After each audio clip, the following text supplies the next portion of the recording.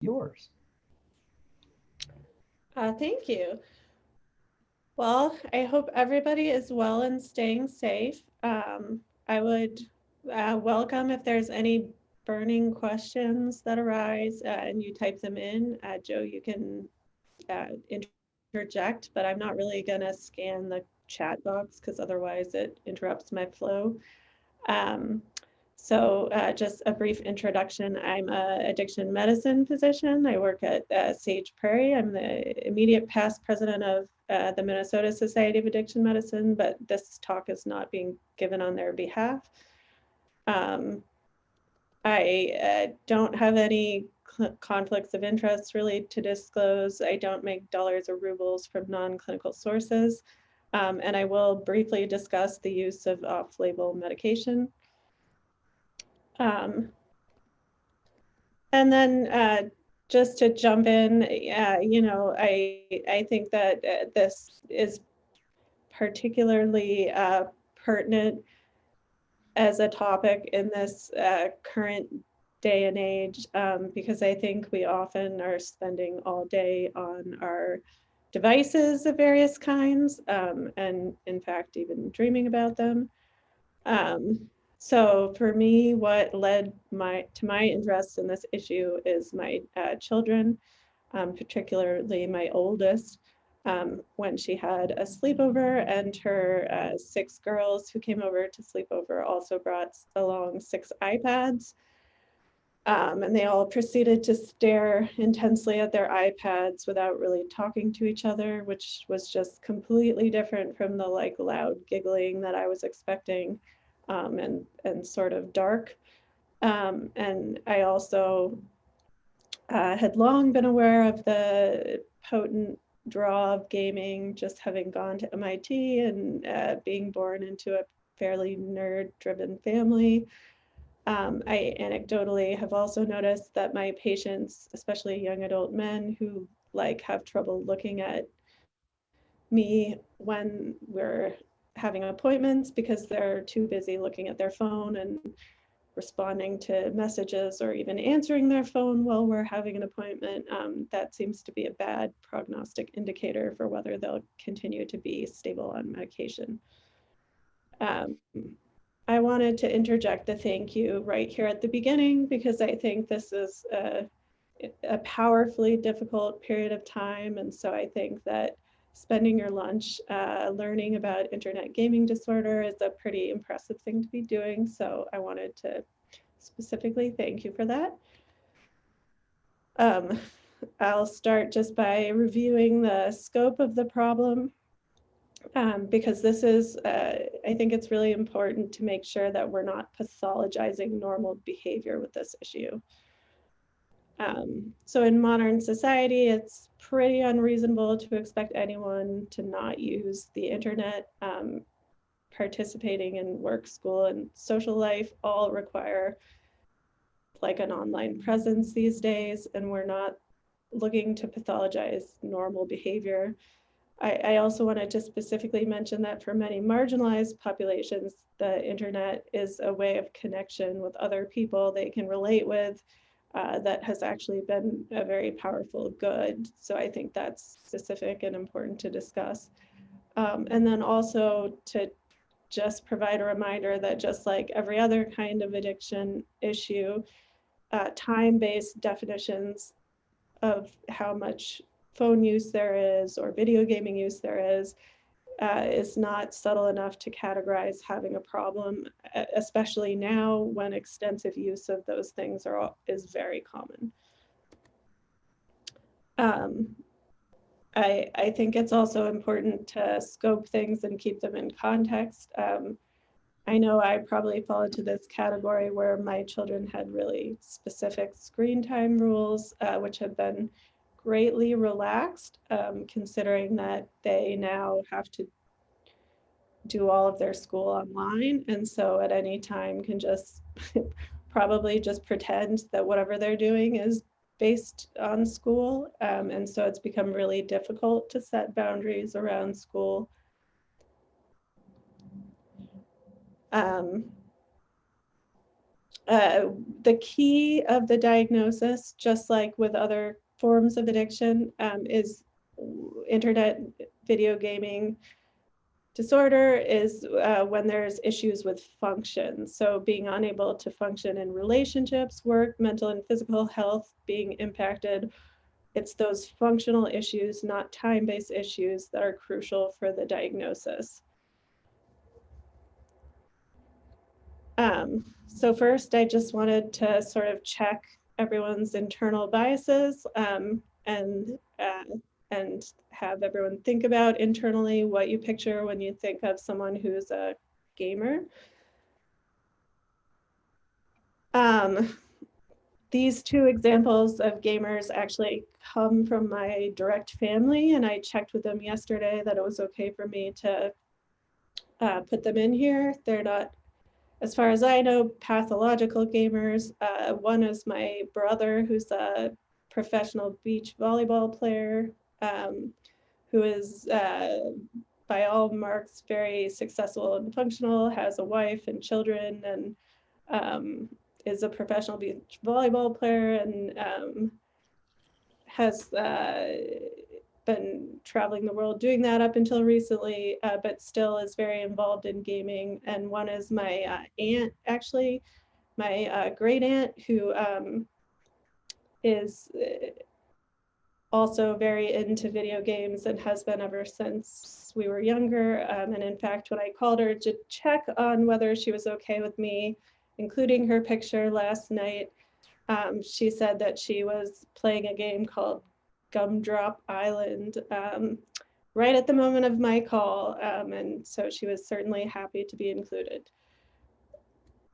And just with statistics, men and women are actually about equally likely to play video games. So 50% of male adults and 48% of women play video games on a regular basis.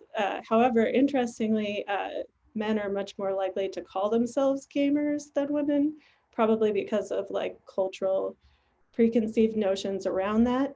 And certainly at younger ages, there is a bump, especially in men, in the number of associating oneself with that term of gamer.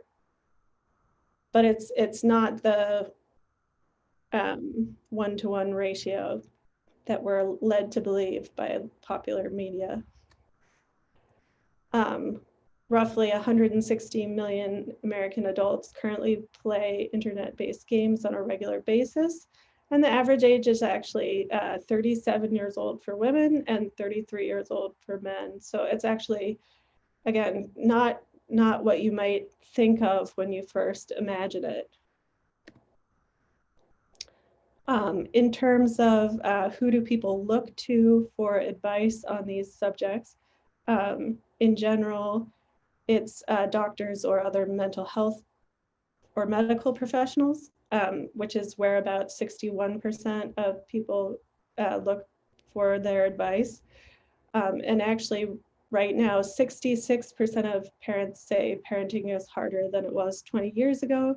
And the specific reasons given are often technology, social media, tech increasing exposure at a young age, and device distractions.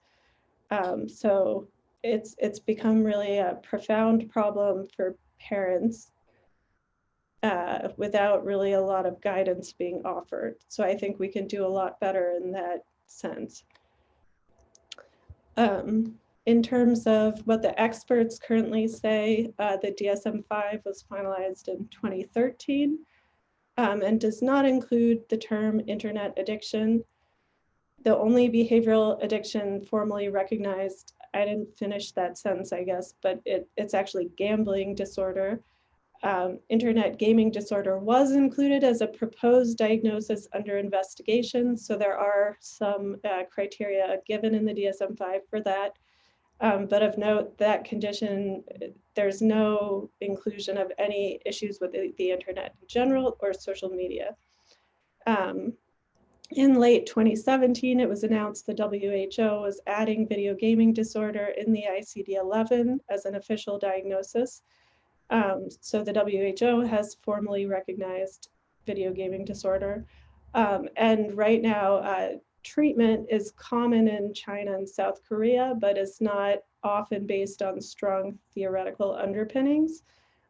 It's often kind of putting people in a camp with no internet and very strict rules for several months, and then having them essentially go straight back to life. So I'm not aware of great outcomes research on that treatment. This is just a brief review of the Internet Gaming Disorder DSM-5 criteria for that conditional diagnosis I was mentioning. And you have to have 5 or more of these symptoms within a year. The gaming can occur on any electric device, so it can also be like a Wii or a console-based video game. And essentially, it's when gaming is used in a way that impairs function. So continuing to do it despite problems, inability to stop, risk of a relationship, so all the kind of things that we see with other substance use disorders. The American Psychiatric Association published a study in March of 2017 that found that the vast majority of people who play games do not qualify for this diagnosis. Even though the majority, so I think we're looking at, a broadly normal behavior, which happens for many young adults and older adults, and only a tiny amount of them have an actual issue with it. Even though the term is kind of thrown around a lot, like I read a lot of articles, especially now, that talk about social media addiction, internet addiction, but they're really not based on these formal, specific criteria. So it's gotten a little bit muddy in the way that it's used in popular terminology. Probably only at most 0.3 to 1% of the general population qualifies for the diagnosis. And really having someone be distressed, having impaired function due to gaming is the key factor in distinguishing between just like a passionate hobby and an actual pathology. This is my super cute niece, who I put in here because she's right at this age of when you're, so under 18 months, the American Association of Pediatrics recommends no screen use at all. 18 to 24 months, it's recommended that parents only choose high quality programming and watch it with their children. And age 2 to 5, you're recommended to limit screen time to 1 hour of high quality programming. 6 and up, it's recommended to establish consistent limits, but no actual time limit was given.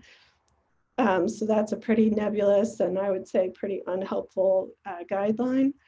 I would also say that for me at least, and I think about this stuff a lot, like I haven't been able to follow really any of these guidelines because it is just so easy to set children up with like a video for them to watch or like something for them to do on a screen, and they get really into it. So I would say I'm probably not the only one flouting those guidelines.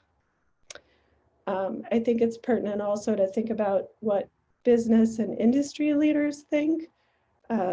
So I think there's a really telling quote by the CEO of Netflix saying he's more scared of YouTube and Fortnite as opposed to HBO and Disney as threatening the Netflix business. And maybe that's a good thing. Maybe it's good that those things are more interactive, but maybe it's not. I don't think we really know enough quite yet.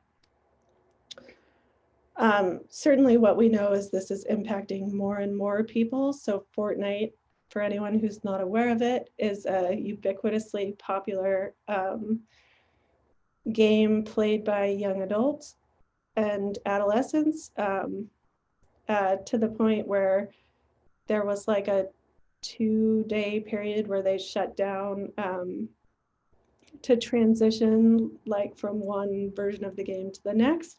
And there were kids who were experiencing like profound dysphoria and unable to function because of the loss of Fortnite in their daily routine. But anyway, as you can see, there's also been a massive growth in the number of Fortnite users, with currently 350 million regular Fortnite users. The industry also itself uses terminology that talks about gaming in a similar way to gambling. And remember, gambling is the one behavioral issue that has been formally characterized as being similar to a substance use disorder as a formal addiction.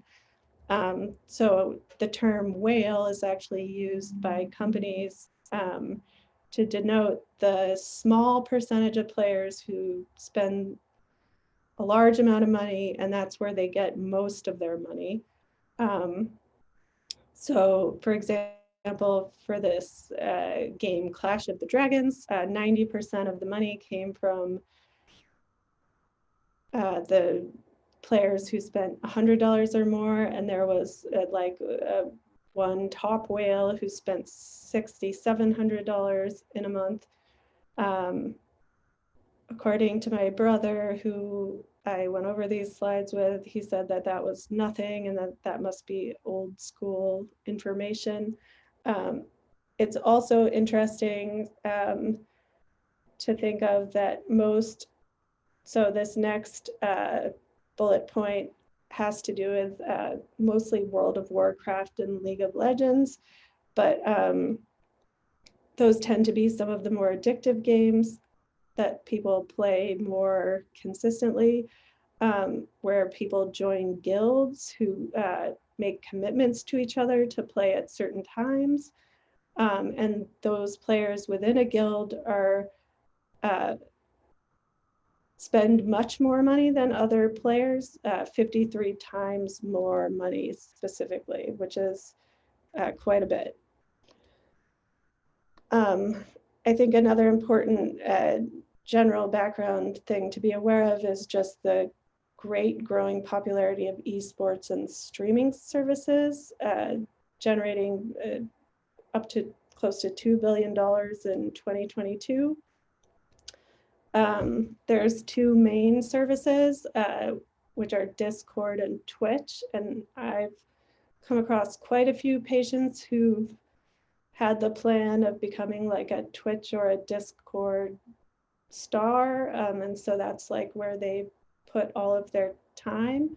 But these are services where you play a video game and talk out loud and people watch you, which I don't know, just I guess shows my age that I just have a hard time imagining how that would be fun. But they probably don't imagine how doing CME would be fun. So I guess we all have our own things we like.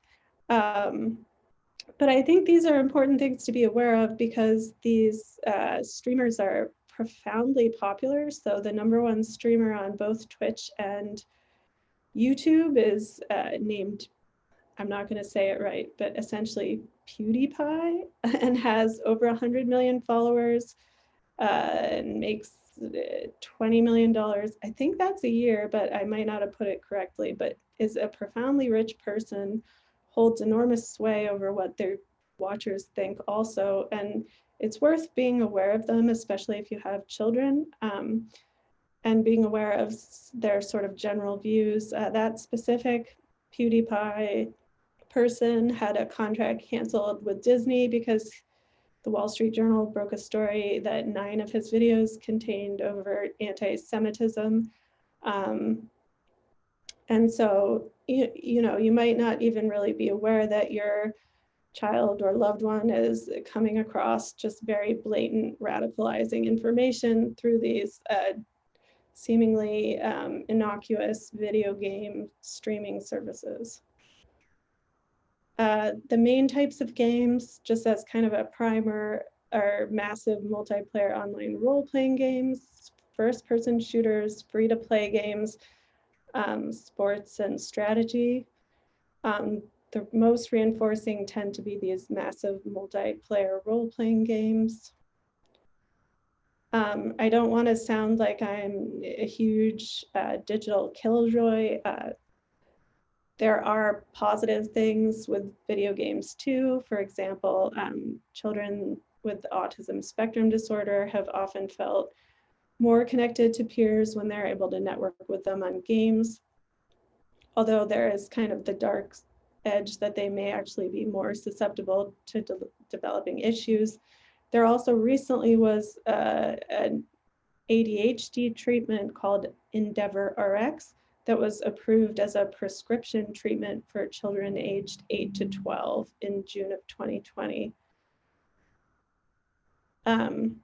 So this is a kitten that my family is currently awaiting as our holiday present. So I thought I'd insert him in here. Cats and the internet go well together, as you might know. But I wanted to take a minute to consider like the broad structural issues with the internet that kind of predispose to addiction. So I think it's a great maxim of the internet is if you're not the customer, then you're the product. And it's fascinating how many engineers and business people behind video games and software systems discuss specifically having goals of dopamine hits, which I think for people who work in addiction like myself really gets our attention. I do think that term gets thrown around without underlying truth, but can apply in some of these situations. For one thing, many of these companies employ psychologists to help make their systems more addictive and harder to leave, with often their goal being to increase eyeball time. So I've certainly been in this situation where you sort of feel like you're in a world of zombies with everyone staring at their screen, and I've certainly also been one of the zombies. One important foundational influence on the way the internet's developed is the Stanford Center for Persuasive Technology, which is a class at Stanford that specifically taught about how to specifically create products that were manipulative in creating habit-forming technology. This lab was started by B.J. Fogg and founded in 1998. And in an interview with the MIT Technology Review, he was quoted as saying, "The web is not about information, it's about influence." Specifically, there's a lot of actually the founders of Instagram went to his class. He led like a very influential Facebook class that also trained some of the people who came up with things like the Facebook like button. And there was a very specific teaching of a move fast and break things ethos that has been problematic. One of his students, Tristan Harris, has now created the Center for Humane Technology and actually was one of the people behind the recent Netflix documentary that was called The Social Dilemma, that if you haven't seen is very interesting and I would recommend watching. But one of his students was also named Nir Eyal and wrote this book, Hooked: How to Build Habit-Forming Products. So I wanted to read just like a brief passage out of here, which is, I think just goes to the heart of how intensely designed these products are. I didn't write Hooked for social media companies and video game makers. They already know these tactics. I wrote this book for you so everyone can build products that help people do what they want, but for lack of good product design, don't. And then he also wrote, it is irresponsible to make products that rely on creating and maintaining user addictions because doing so would mean intentionally hurting people.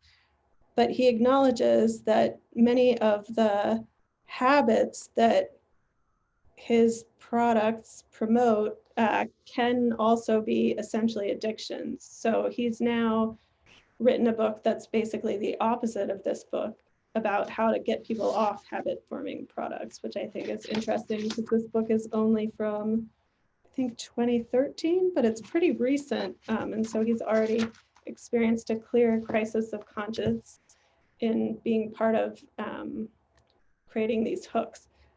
So this book breaks it down into like creating a product with a trigger, which is either an internal stress or external notification, like an action that you do, a variable reward, which is the key draw, because if it's something that is predictable, like every time you like get in your car and drive somewhere, you end up going to work. That won't be as exciting and different as being able to like open up your Facebook and see if some picture that you've posted has got your ex-boyfriend from a long time ago to become your friend finally or something. But it's that variable reward system with unknown things that could happen that really draws people in. And then the whole goal of this is to leverage those actions and build an investment so that you continuously use the product and develop a meaningful habit, and that builds value for the company essentially then. And so this hooked model can be applied to many different products, but there's lots of stuff online showing it the hooked model being applied to different products. But one of the things that I think is most pernicious about it is he even talks specifically about having the goal be to go from external motivations or triggers, so like notifications or message requests, to internal triggers, like just when you feel bored or afraid. And so that is often what happens that drives really consistent, meaningful use of devices and behaviors. And certainly that is very similar to substance use disorders. When you're using to relieve an internal problem, that I think becomes a big problem. And this is just, you know, the literal playbook for how they develop these products. So for example, for Fortnite, the trigger would be like internally having boredom, seeking connection. The action would be to start a game. The reward would be collecting loot, peer friendship and respect. And then further investment would be spending your time and energy, inviting your friends, buying, I guess, V-Bucks. I don't really know what those are. And then here's the hook model again as applied to Netflix, with the trigger being boredom, the action being open Netflix, and then finding something entertaining, and then just watching it and giving them more information about your mental state and what things you like.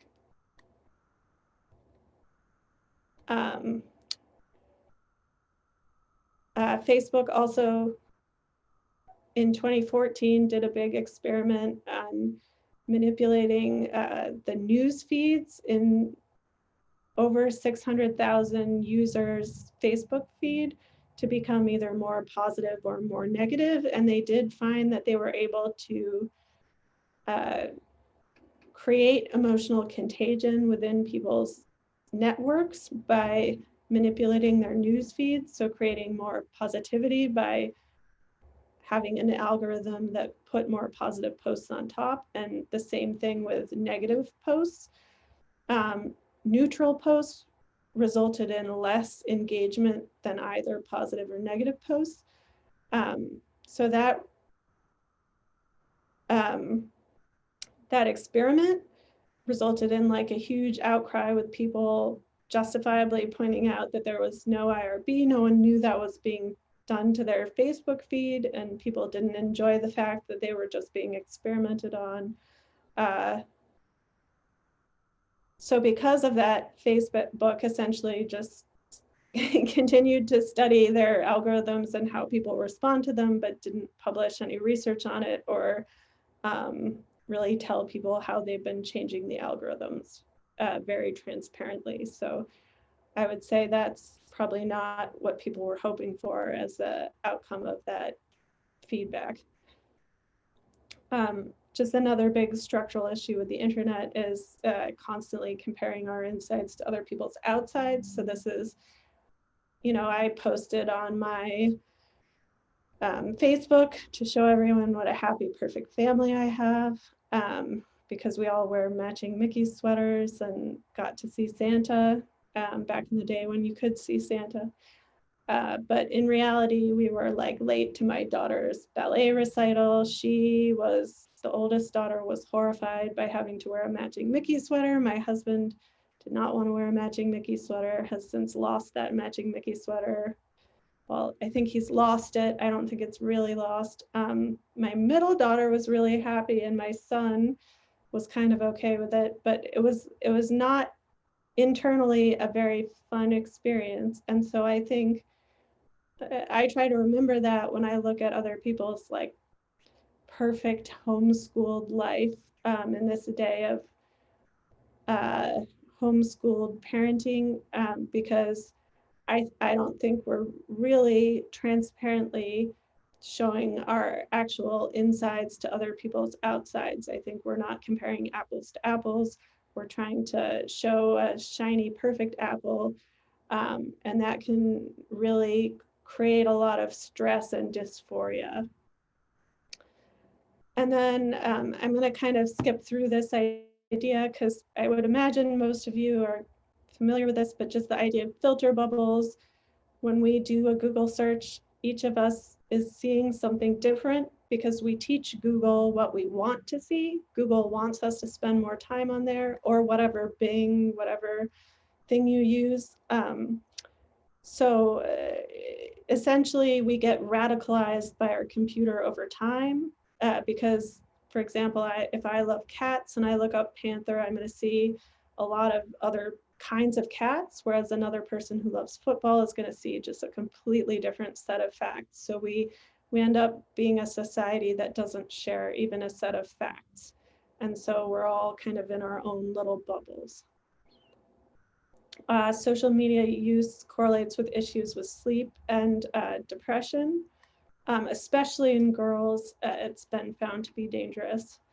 And there's been an interesting time corollary between smartphones becoming ubiquitous and the time frame when the suicide rate has gone way up by girls. And there's no known causation, I want to be clear about, but there is a pretty concerning correlation. And another book that I would recommend if you have time, because I think many of us have lots of time these days, is the book iGen by Dr. Twenge, which is a really good book just about the effects of social media on children. There can be a lot of different problematic types of internet behavior. For example, pornography can be a pretty compulsive issue. So this is a picture of the Avenue Q puppets singing "The internet is for porn." But there's also internet shopping, online gambling, social media use, all kinds of things really. So now I'm going to transition back to video gaming specifically, but I just wanted to put that larger internet context there too. So for video games specifically, they do activate the brain system related to addiction, like the limbic system, and hijack it, specifically because each time you complete a mission, you get like a hit of dopamine, not the same as a use of heroin or cocaine. I don't want to sound over the top with that, but but certainly you do get some reinforcement.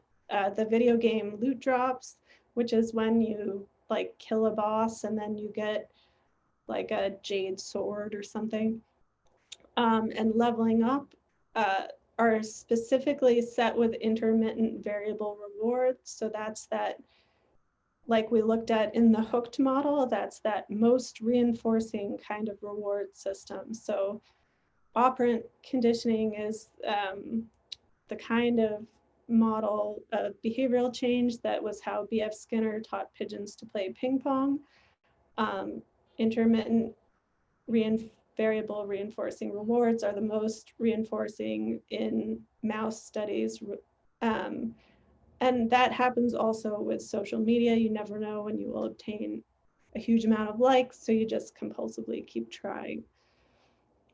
A big part of the issue is what you are not doing if you're playing lots of video games. So the brain is a use-dependent organ, and you need to do things at specific times in your development to be able to have your brain develop normally. So if you're spending all your time playing video games, then you're not going to learn how to socialize, be part of a team, take on responsibility, make friends. And that's one of the worst things about excess gaming.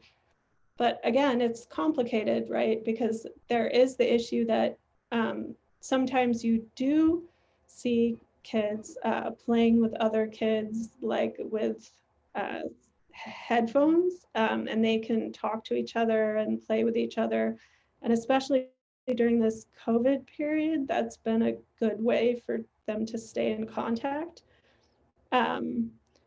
But based on the way that our brain recognizes other faces and socializes and becomes activated by other people, even when they are having that interaction, it's not the same as developing in-person, talking, social relationships. So I've certainly seen playgrounds looking like this before. So I think it's sad because it's true, but it's also funny. I think internet gaming is associated with obesity. So for each 1 hour of video games played, there's a 2-fold increase in obesity per day. Also, it tends to be associated with increased caloric intake. The relationship can be complicated if there's some involvement of like exergaming, which is like Pokemon Go, which is the game where you see see artificial Pokemon through your phone, and so might be walking around trying to find them, so that can get people more active. And then Nintendo Wii is another thing that can be a little more active because it can involve pretending to play tennis and stuff. So there have been studies that show that those exergames can be good, but in general, it's associated with obesity.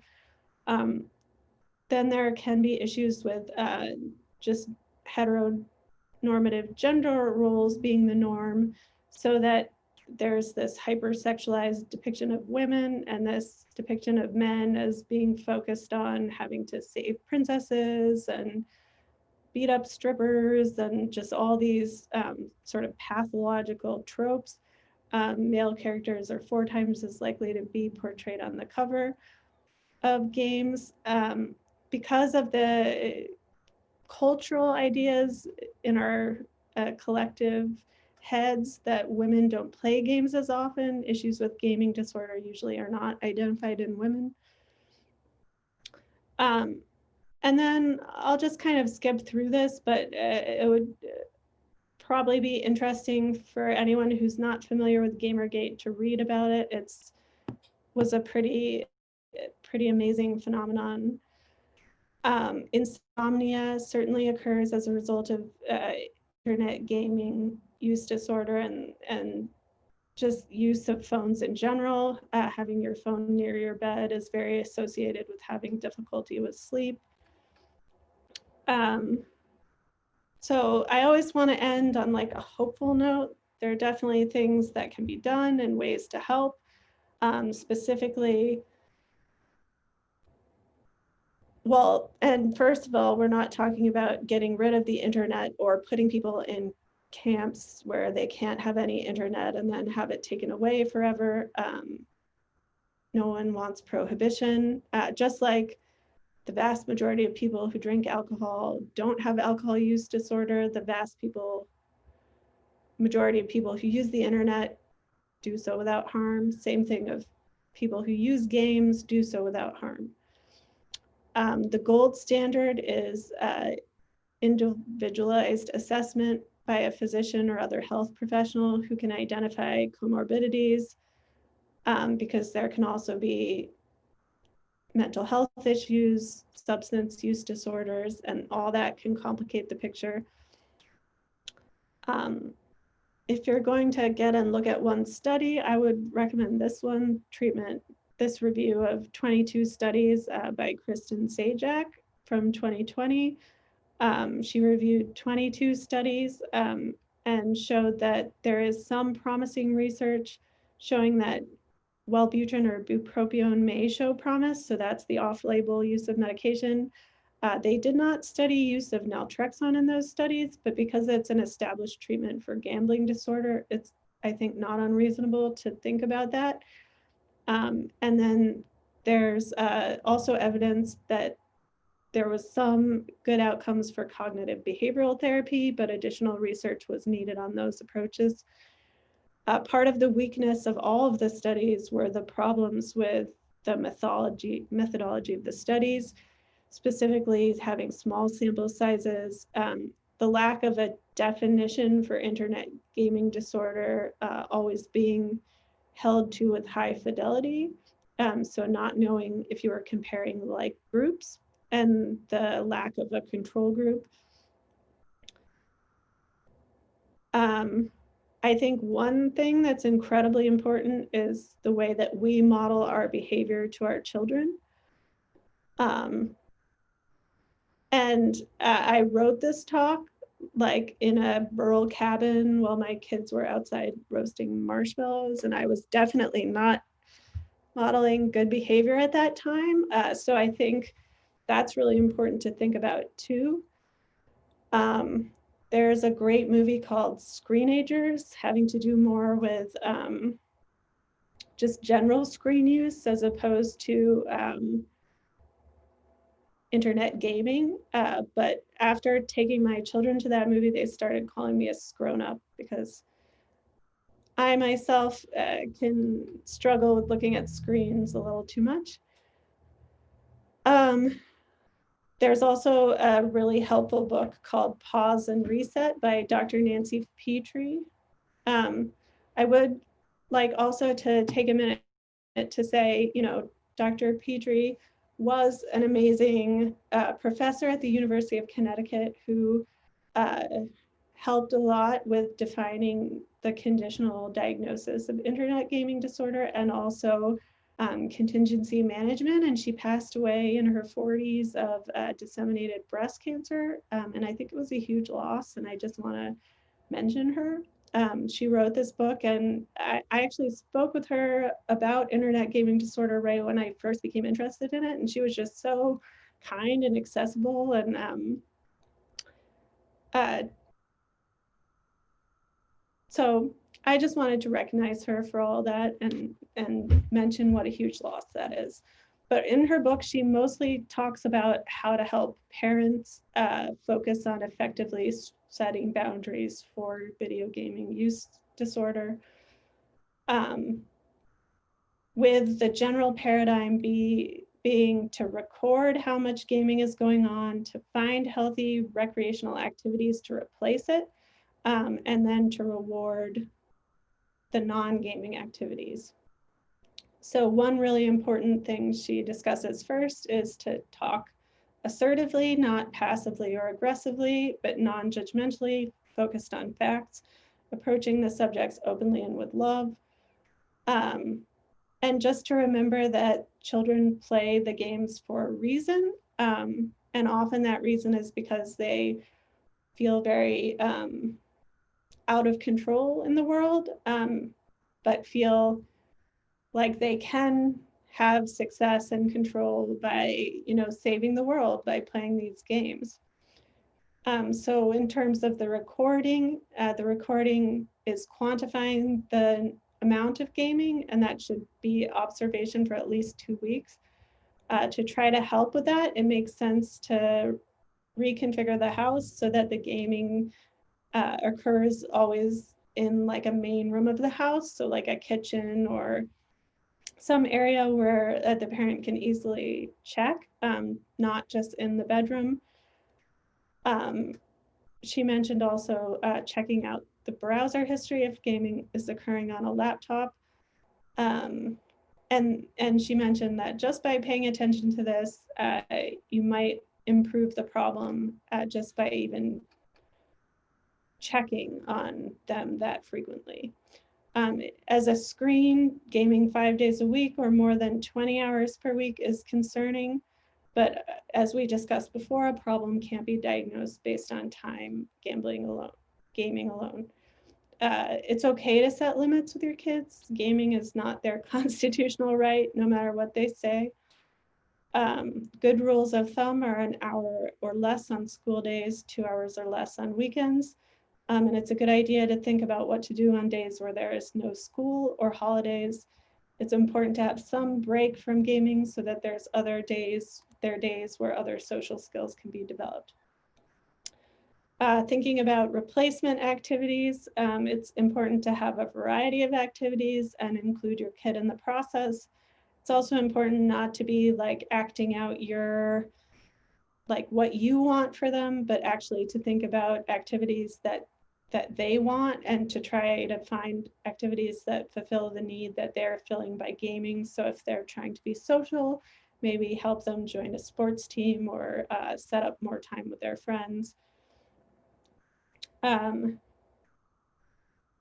the providing a reward goes along with kind of the same thing as contingency management, which is an incredibly powerful treatment for not using drugs that we do not use enough. And it doesn't have to just be money. It can also be verbal words of affirmation, paying attention. It's important for those rewards to be things that your child actually would like. If they're not social and don't want to do social activities, that's probably not something that's going to be particularly rewarding to try to force on them. And it's okay to do things like put a kind note in their lunch when we have school again, or to post encouragement on the fridge. So just to go through this in a case form, for like a 17-year-old girl living with her parents, failing school, playing World of Warcraft 25 hours a week, finding significant social anxiety.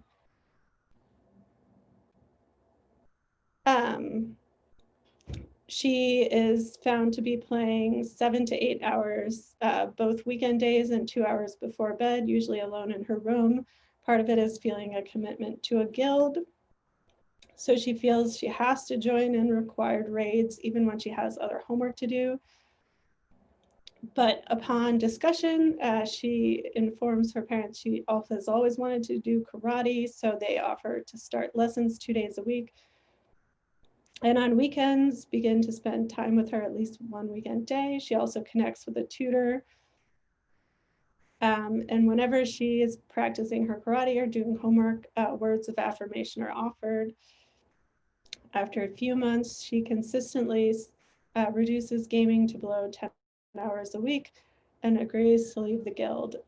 So trying to be realistic about expectations without having an all or nothing paradigm can be a useful method of treatment. So this is kind of a sample case. Always we learn more, and so this information may be outdated soon. Just a reminder, there was a time where doctors were recommending people to smoke Camels, so maybe video games are the healthiest thing in the world, and someday I'll be ridiculous for giving this talk. I am certainly happy to answer any questions now or in the future. You can contact me at my email. I included some resources I'll go back to this, but my citations and bibliography are included in my slides. I'm done. Thank you, Dr. Brunner, and thank you for being so raw and real and honest and open with us. I think it makes it so, this topic is so relatable to so many of us out there, and thank you for sharing that with us. Are you ready for some questions? We have a ton of them. Okay, yes, I am. Okay, could you please repeat the name of the book and the author you had mentioned, Dr. Twenge or Jean? Yes, iGen by Dr. Jean Twenge, Twenge, and that's also, I think it's in here too. Oh, yeah, there it is. It's that book in the middle. Oh, perfect. Thank you. So that resource will be in the end of the slides in Dr. Brunner's bibliography there. Thank you for the question, Jody. Tanya says, when talking about screens, are you referring only to the internet or to the television as well? Ooh, that's a really good question. And I'm referring to the television as well. Sure, all screens and devices, electronic devices, basically, correct? Yes. Thank you. Brooke says, I have some friends that refuse to allow their children any electronics or screen time until the age of 2. How can parents help their young children develop a healthy relationship with electronic devices? So I think that's where those AAP recommendations come into play with having time where you sit there with them. And so it's that first modeling healthy behavior, I think, is the most important thing we can do. As I mentioned, I struggle with that. And then the number 2 is to just sit with them, as opposed to just like setting them up with something and leaving them there alone so you don't know what they're exposed to. Trying to sit with them and ideally, having it be some pro-social programming at a young age and less than 1 hour. Okay, thank you for that. Val says, I work with many young adult males who have autism and they spend a lot of time online and enjoy playing games against others. Many times their social skills are not a strength. Parents are reporting they'll hear their young adults complaining about the mistakes of others, often in a degrading and offensive way. The situation is really hard to intervene in or change. Any ideas? Yeah, that is a real challenge. And as I mentioned, I do think that is a situation where it's a uniquely positive way for young adults to connect with each other. So I think just probably discussing it in a non-judgmental way with them fairly openly would be the way that they would respond the best. Just studies on adolescent discussions about substance use really focus in on having the information be factual and not overblown. So we lose our ability to form alliances with people when we tell them things that are escalating the risk beyond reality. So some of the counseling that used to occur around things like marijuana lost us a lot of our credibility with young adults. Okay, thank you. Ken asks, could you share your thoughts on overindulgence by youth regarding social internet? Is this more of a problem than internet gaming among youth? Thank you, Dr. Winters.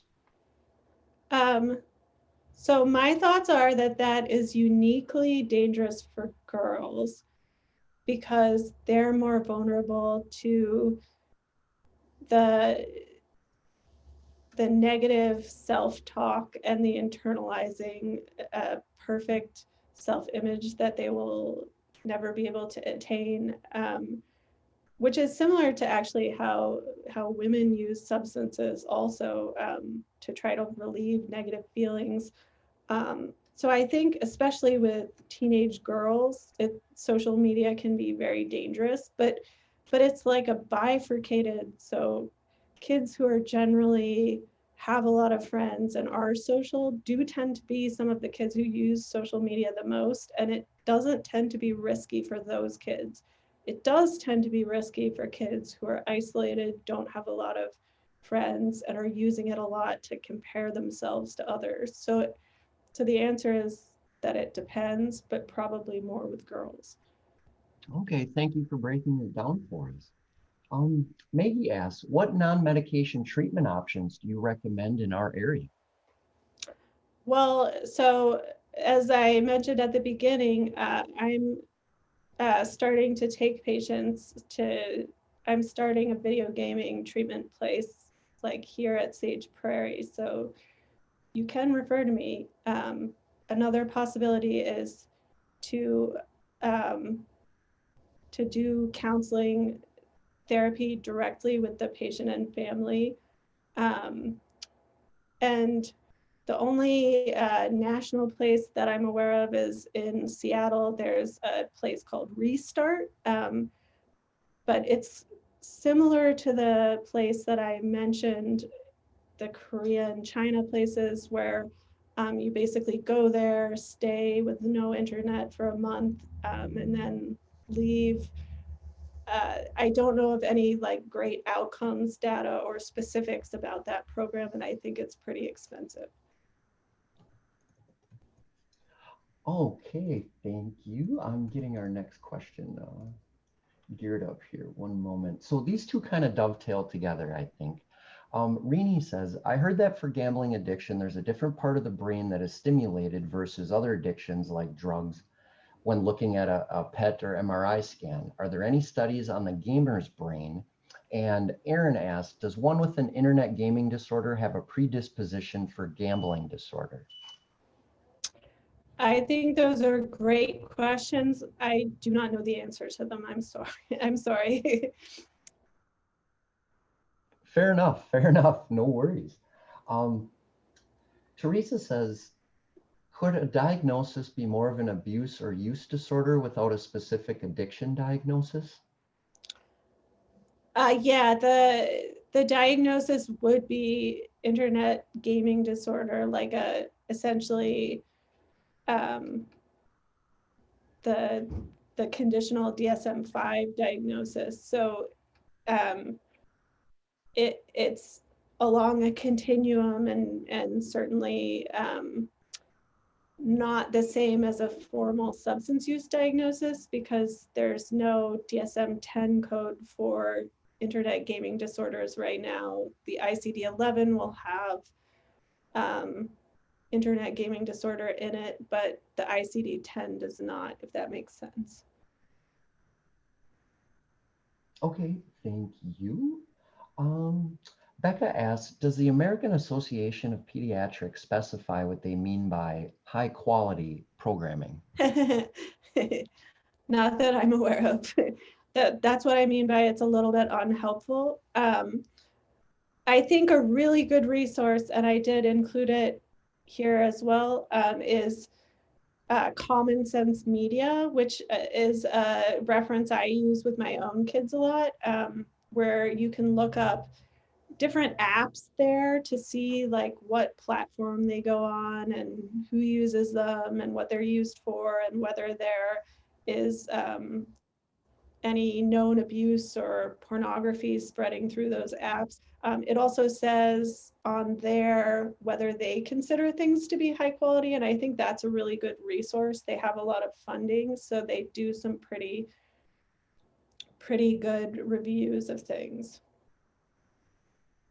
Great, thank you so much. Well, that is our time for today. On behalf of the Center for Practice Transformation, we'd like to thank you all for joining us this afternoon. And we'd like to extend an extra special thanks to Dr. Emily Brunner for once again coming back and sharing her time and talents. Thank you all, and we hope have a happy holiday and New Year, and we hope to see you right back here, same bat time, same bat channel on January 8th.